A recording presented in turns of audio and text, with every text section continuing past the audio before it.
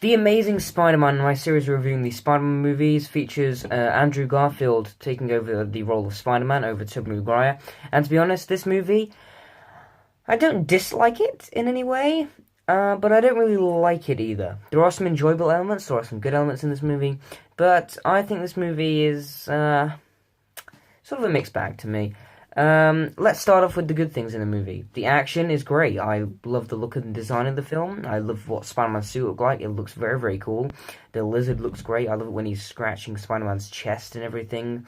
That whole action scene in the sewer is really, really cool. There's some good action scenes in the movie. The CGI is good. The action scenes are good. They're well filmed. The Stan Lee cameo in here is fantastic as well. And there's a great fight in a school. Between the Lizard and Spider-Man. I think the Lizard is a good villain. I think he works for the film, and he does look very, very cool.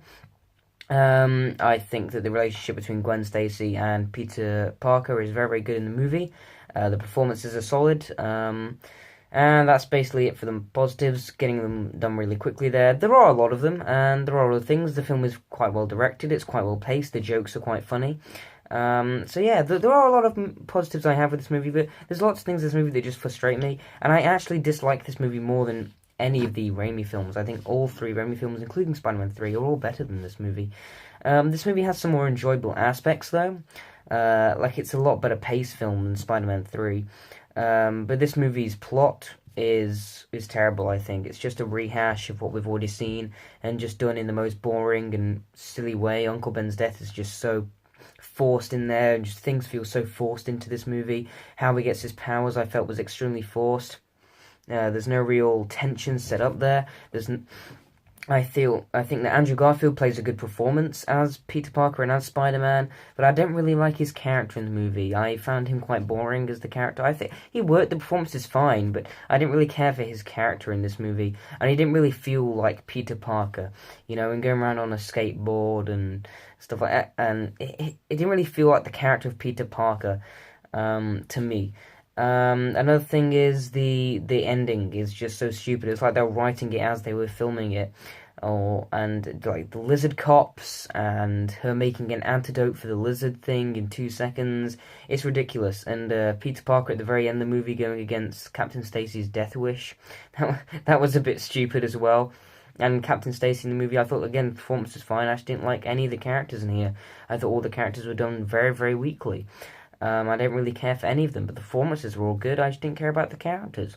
The plots are very, very messy and very, very uneven, even though this movie is enjoyable. It definitely does have some good scenes and has some good things in it, and I did enjoy it for the most part, and I do enjoy rewatching this movie, but this movie I think is massively disappointing compared to any of the other Spider-Man movies, and yeah, I don't know. I don't really like this movie.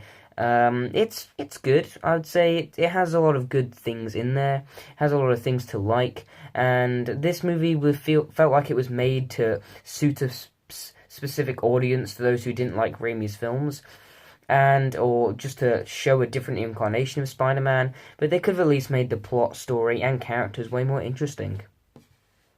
I'm going to give The Amazing Spider-Man a B-. I'm also going to give this one a 6.5 out of 10. So guys, thank you for watching my review of The Amazing Spider-Man. Comment your opinions down below on this movie. And of course, thank you for watching. Goodbye.